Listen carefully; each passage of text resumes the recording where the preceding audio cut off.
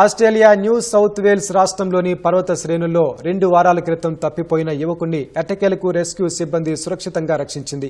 మెల్బోర్న్కు చెందిన 23 ఏళ్ల హడి నజారీ అనే వైద్య విద్యార్థి గత డిసెంబర్ 26న సహచరులతో కలిసి న్యూ సౌత్ వేల్స్లోని దట్టమైన అటవీ ప్రాంతమైన స్నోవీ పర్వతాలకు ట్రెక్కింగ్కు వెళ్లాడు. మార్గ మధ్యలో ప్రమాదవశాత్తు నజారీ తప్పిపోయాడు. వెంటనే అతని సహచరులు అధికారులకు సమాచారం ఇవ్వగా రెస్క్యూ ఆపరేషన్ ప్రారంభించారు.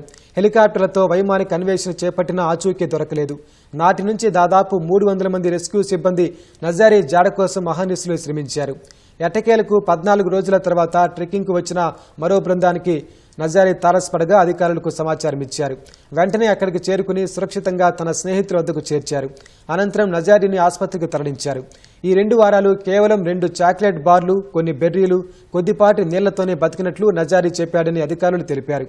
ప్రస్తుతం అతడు ఆరోగ్యంగా ఉన్నట్లు వెల్లడించారు.